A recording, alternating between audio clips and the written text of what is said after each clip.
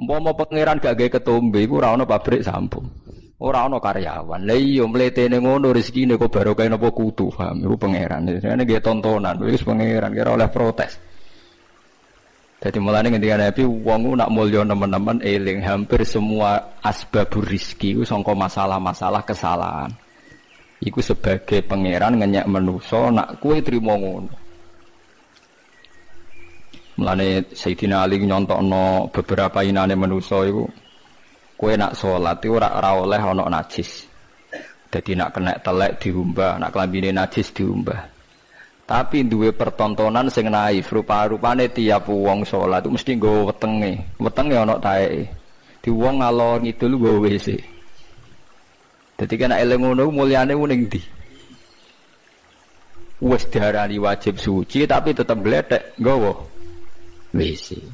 Iku pangeran. Dadi wong nak mulya nak mlete kok eling mafi ma'iddatika. Mulane ketika Sayyidina Ali wong nak mlete mbok eling sing digawa iku apa? Maksude WC niku sing digawa napa ngalor gitu. Dieling-eling ya. Terus niki ngaji ben sampean roh. Dadi konflik-konflik niku asal tidak sampai maksiat kados saling bunuh itu baik.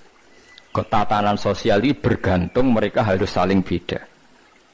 Kalau nanti mau riwayat teng sebuah kitab, kalau yakin hadis itu tidak dhaif. La tazalu ummati fi khairin ma tabayani.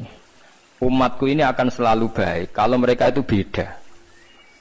Kalau mereka itu mau nopo beda, tapi jangan dipaksakan beda lah. Ya kalau mereka itu mau beda. Tapi kalau mereka sepakat malah tidak nopo baik. Karena dalam banyak kebaikan ini nggih butuh macam-macam. Misalnya tiang iktikaf kabeh ning masjid, ora ana wong ning perapatan, ana kecelakaan sing nulung sapa? Nek ana kesasar sing ditakoki sapa?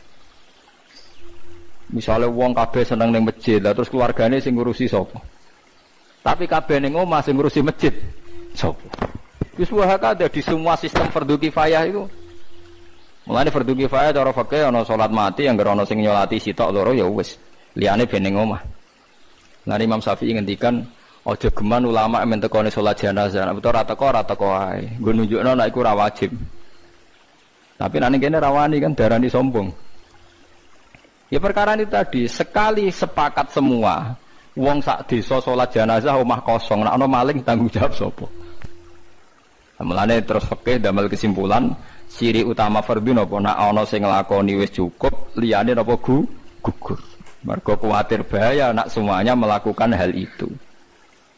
Paham ya, terus saniki mulai dilatih menerima perbedaan-perbedaan. Terus umpama manusa ora saling beda, malah sistem ibadah napa hancur. Lahudimat suamiu wa biya'u wa sholawatu wa masajidu napa yuzkaru fiha ismu wa katsiran wa la yansurun nawaw napa mayansur. Niku wis kersane pangeran. Terus nomor kali ayat alladzina immakkannahum fil ardi aqamus shalat wa atawuz zakah. Ciri utama tiang saya itu kalau sudah diberi kekuasaan, diberi kesempatan baik. Niku mereka mendirikan sholat, melakukan zakat. Terus wa amaru bil ma'ruf wa nahu 'anil munkar. Mau melakukan perintah bil ma'ruf wa nahu 'anil munkar. Lah ini yang agak sensitif kalau terangno nggih masalah amar ma'ruf nahi munkar. Niki dawuh Ibnu Khaldun nggih, kula kutip. Biar sampean enggak jadi ekstremis tapi ya juga tidak jadi pemalas. Ngeten nggih masalah amar ma'ruf nahi munkar. Amrun itu maknane urusan nggih. Amrun maknane apa? Urusan. Manhiyun mungkar maknane aneh. Jadi mungkar maknane apa? Aneh. Mulane darani ma'ruf dikenal nggih. Ma'ruf maknane apa? Dikenal. Mungkar maknane aneh. Iki rungokno tenan nggih. Kula baleni malih nggih. Kaya wong dikeloni ra bojone kan aneh, ora bojone kok ngeloni. Berarti mungkar. Wong ngeloni bojone wajar, dikeloni bojone dhewe. Wong nganggo sepeda montore dhewe wajar, ma'ruf. Wae wong kok dienggo tanpa pamit dijupuk aneh, napa? Mungkar. Sebab itu ma'ruf dan mungkar itu aslinya enggak butuh syariat, mau butuh fitrah manusia. Nah, kata Ibnu Khaldun, sebetulnya nahi mungkar itu tidak kok kamu ketemu orang maksiat terus kamu paksa kamu jangan melakukan itu. Itu tidak harus begitu. Bisa surahnya itu intiha anil mungkar. Misalnya begini nih yang dicontohkan ya. Ini kalau kutip dulu ya hadis ini. Mar'a minkum mungkaron falyughayyirhu biyadihi fa illam yastati fa bilisanihi fa illam yastati fa biqalbihi. Terus wa dzalika ataful iman. Begini cara gambarkan. Dulu itu pernah ada kelompok ekstremis di mana dia itu minoritas sekali melawan dinasti yang kuat. Zaman pemerintahan Abbasiyah, Fatimiyah macam-macam. Akhirnya dihukum gantung. Walhasil akhirnya mati sia-sia. Karena dia tanpa kekuatan mau merubah nopo? Mau merubah nopo? Kemungkaran. Walhasil terus banyak ulama yang menemukan hadis ma ba'asallahu nabiyyan illa fi mana'atin min qaumi. Niki rungokno tenan ya. Dan saya tidak main-main dengan fatwa ini. Allah tidak pernah ngutus nabi kecuali dari kelompok keluarga terhormat untuk menghadap, untuk cara saniki untuk supaya melindungi dari kekerasan sosial. Saya beri contoh gini, rungokno tenan nggih ben sampean ora sok pribadi. Kanjeng Nabi ku rak mangkelno cara wong kafir Mekah, tapi ora dipateni, bahkan enggak pernah dilukai. Mergo Nabi saking suku napa? Quraisy. Sementara sahabatnya karena wong biasa, Bilal disiksa, Ammar disiksa, Yasir disiksa. Tapi Kanjeng Nabi mboten. Mergo napa? Dari keluarga napa terhormat. Padahal wong Quraisy gak seneng blas mbek Nabi. Nabi Syuaib nggih ngoten. Nabi Syuaib itu kaum merah seneng, tapi ora disiksa. Perkarane cara sakniki Gus utawa ningrak. Sampai kaumnya nak muni, ya Syuaib, andekan saya tidak mempertimbangkan keluarga Anda, pasti Anda sudah saya siksa. Walau la rohtuka la rojamnaka, wama anta alaina bi'aziz. Walau la rohtuka, umpama ora kelompokem, kowe ora keluarga ningrat, wis tak siksa. Wama anta alaina bi'aziz, kamu itu tidak siapa-siapa. Lainnya lebih siap jawab, qala arohti a'azzu alaikum minallah. Paham ini rungokno tenan. Nah, kalau begitu berarti amar ma'ruf nahi mungkar itu bergantung asobiyah, bergantung satu kekuatan, imma kekuatan legal politik, wa imma kekuatan sistem keluarga maupun sistem nopo sosial. Kalau ndak kamu akan sia-sia. Karena ndak ada nabi diutus kecuali dari kalangan nopo terhormat. Supaya masa-masa dakwah disalahfahami itu nggak sampai dibunuh. Gini wow kasus Nabi Syuaib kaumnya nopo? Kalau napa jenenge walau la rohtuka la rojam naka wa ma anta alaina bi'aziz. Qala ya qaumi arohti a'azzu alaikum minallah wattakhadhtumuhu wa ra'akum napa dziriya. Terus saiki Nabi sinten niku Saleh.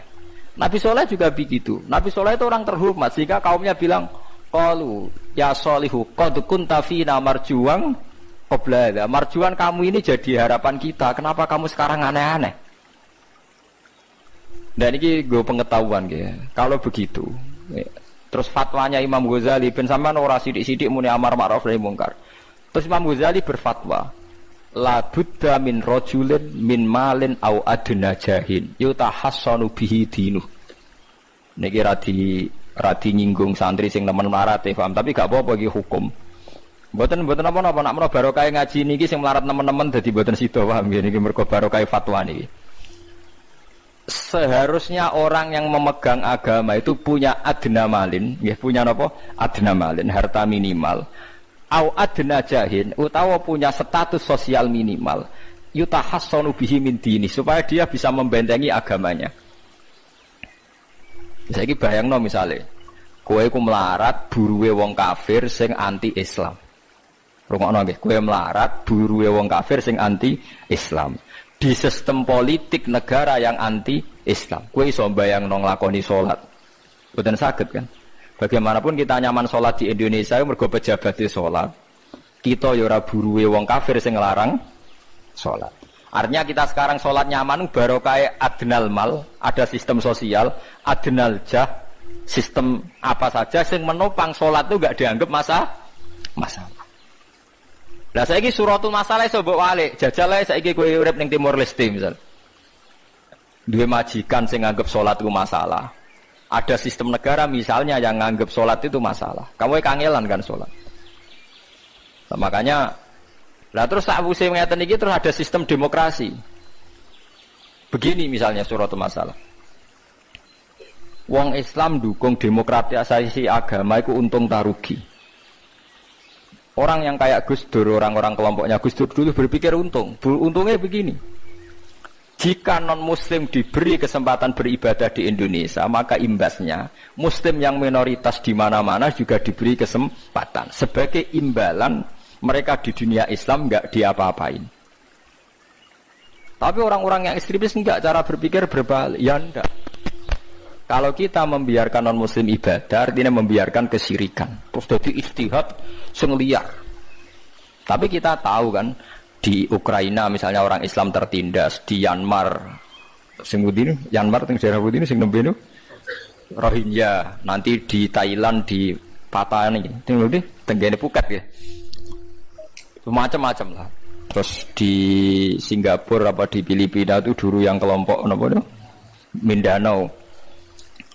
Ini terjadi efek domino kan. Ya kula mboten bener teori ini Gus Dur atau siapa-siapa ndak, ini saya cerita.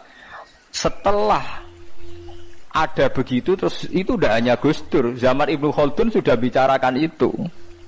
Di kula baleni malih, dadi kula suwun sampean nak seneng dhuwit nggih monggo mawon, anggap mawon iku adnal jah wa adnal mal sing dadekno kowe iso nentokno salatem. Mergo kowe nak buruwe wong kafir, gak iso nentokno perilaku agamaan ndak, hanya gara-gara terlalu miskin. Lho kula niku ngrasakno, kula niku kiai, Kang. Kula niku kiai tenan. Sering dikelui santri sing melarat terus buruh teng Cina. Gus kula niku biasa Gus goreng daging babi. Niku kula cek ra tersiksa. Tersiksa kula niku nak digengken ngetro anake sekolah teng gereja. Dal kula cilik kula niku mondok. Tapi barokah melarat nasibe ngoten niku. Saya punya cerita lebih ngeri lagi. Ada teman miskin buruh, nenggone wong itu wong ya non muslim. Dia agak perilaku sosialnya kacau. Gitu. Biasanya dia mau cukup kon ngeteroni gon-gon maksiat. Suatu saat bangkrute tenanan. Dikai kunci mobil, pokoknya golekno paling ayu. Terone omahku, waduh, tahu ngaji Fathul Muin wong iki piye jajan.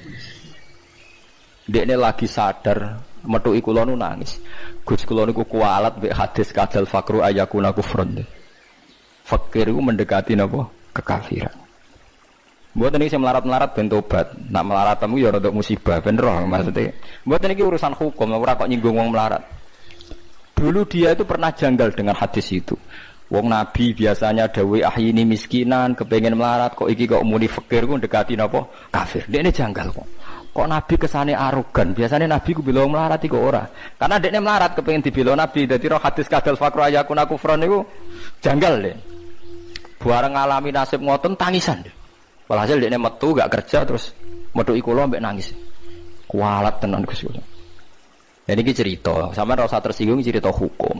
Berarti kalau sekarang umat Islam berpolitik itu baik, karena lewat partai Islam umat Islam itu nanti sholatku gak aneh. Anggap baik ben sholatku gak aneh.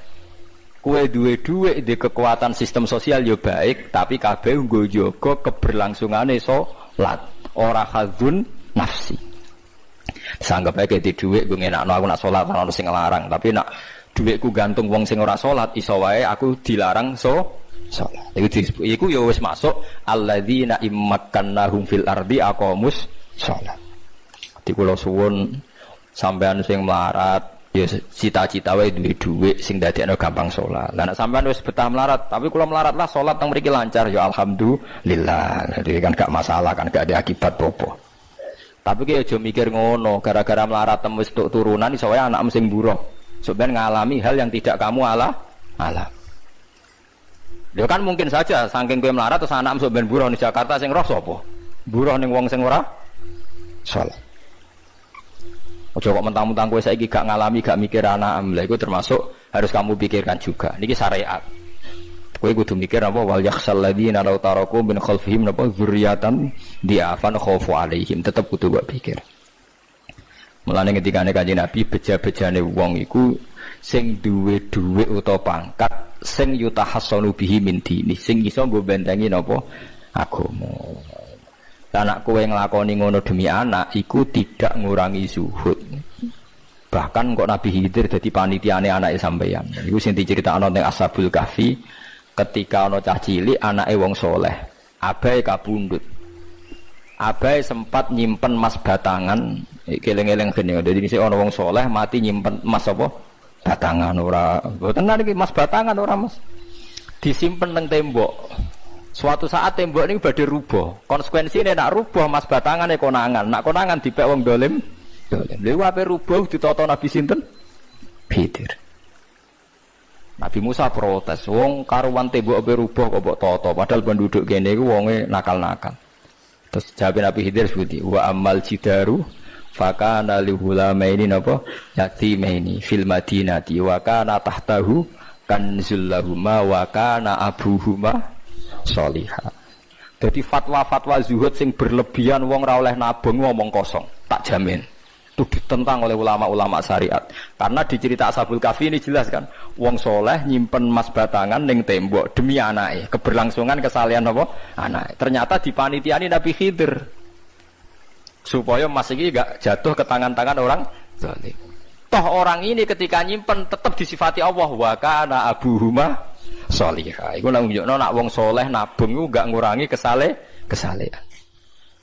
Tapi rasa mbok mafhum mukhalafah nak ra nabung ra saleh innalillahi wa inna ilaihi raji'un. Ora usah ngono, ora usah mbok jero-jero pokoke intine iku ana ayat wong saleh nabung iku gak ngurangi kesalehan. Wa kana abuhuma sholihah. Saiki wong do ora ngalim, sing fatwa zuhud berlebihan nganti wong sawangane duwe dhuwit dosa. Padahal mau dukung awake dhewe, paham nggih sing fatwa iku dukung napa? Awake dhewe. Keliru, pokoke barang berlebihan keliru. Lah sing seneng donya berlebihan.